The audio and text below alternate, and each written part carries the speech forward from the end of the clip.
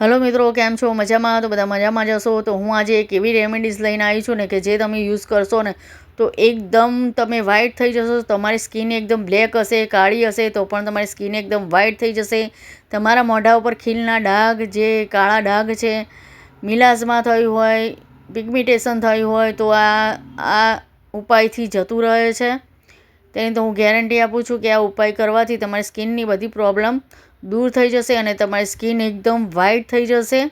તો તે માટે અહીંયા જો મેં ડવ શેમ્પૂ લીધા છે તો ડવ શેમ્પૂને આપણે આ રીતે એડ કરી દેવાના છે એક બાઉલમાં. પછી તેમાં આપણે હળદર એડ કરીશું. હળદરને શેમ્પૂને એકદમ મિક્સ કરી દેવાના છે. હળદર તો આપણા સ્કિન માટે એટલી ફાયદાકારક હોય છે ને કે તમે એક વખત આ રીતે તમે આ રેમેડીઝને બનાવી જોજો. એકદમ તમારી સ્કિન એકદમ વ્હાઇટ થઈ જશે. હવે જો અહીંયા મેં દૂધ લીધું છે.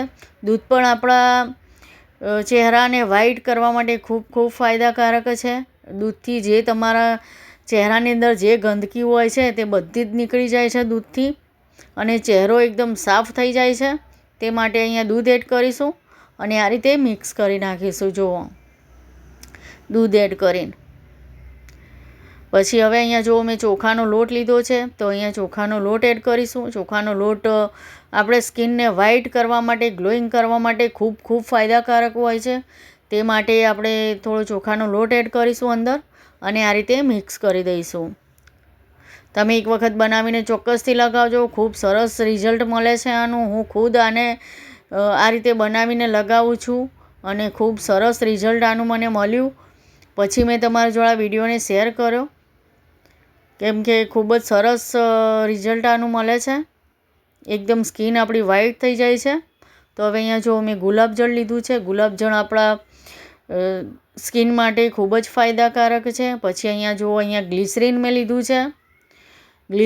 ગ્લિસરીન પણ આપણા ચહેરાને સાફ કરવા માટે, રંગ ધોળો કરવા માટે અને આપણા ચહેરાને મોઇશ્ચરાઇઝર આપવા માટે ગ્લિસરીન ખૂબ ખૂબ ફાયદાકારક હોય છે. તો તે માટે મેં અહીંયા ગ્લિસરીન પણ એડ કર્યું છે. અને પછી આ બધી સામગ્રીને આપણે એકદમ મિક્સ કરી દેવાની છે. એકદમ જ્યાં સુધી એકદમ ક્રીમી ટેક્સચર ના આવી જાય, તેનું એકદમ ક્રીમ જેવું ના થઈ જાય ત્યાં સુધી આને મિક્સ કરતું રહેવાનું છે. એકદમ ક્રીમ જેવું થઈ જવું જોઈએ. હવે આપણે એડ કરીશું લીંબુ. લીંબુ પણ તમે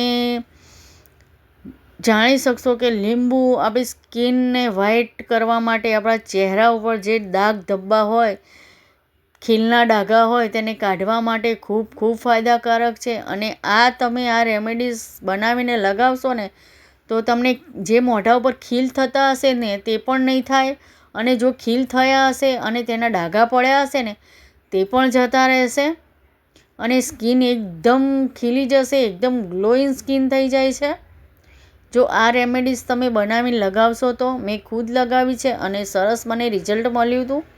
તે માટે મેં કીધું તમારી જોડે પણ આ વિડીયોને શેર કરું.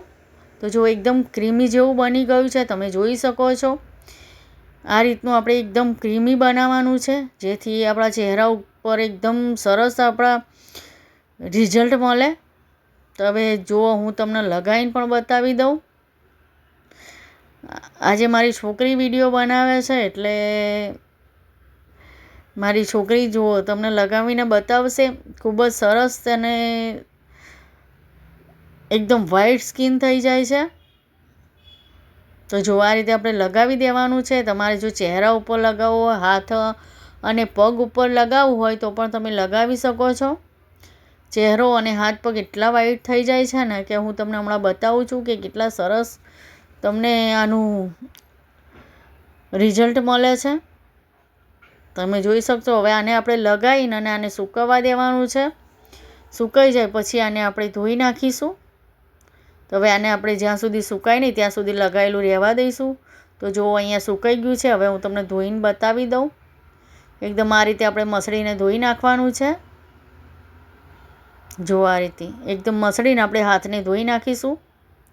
જો તમને વિડીયો સારો લાગે તો મારી રિક્વેસ્ટ છે કે મારી યુટ્યુબ ચેનલને સબસ્ક્રાઈબ જરૂરથી કરજો. અને લાઇક કરવાનું તો તમે ભૂલી જ જાઓ છો, તો લાઇક પણ જરૂરથી કરજો. તો હું તમને આ રીતે સાફ કરીને પણ બતાવી દઉં. તમે જોઈ શકો છો કે કેટલો હાથ એકદમ વ્હાઇટ થઈ ગયો છે. તમે ઉપરની સ્કીન જોઈ શકો છો અને તમે નીચેની સ્કીન જોઈ શકો છો કે કેટલો હાથ નીચેથી એકદમ વ્હાઈટ થઈ ગયો છે. તમે જોઈ શકો છો સ્કીનને કે કેટલો. આને વધારે લગાવેલું પણ નથી રહેવા દીધું, અને થોડું જ લગાવેલું રહેવા દીધું તો પણ તમે સ્કીન જોઈ શકો છો. તો બધાને જય મા લક્ષ્મી અને જય શ્રી કૃષ્ણ.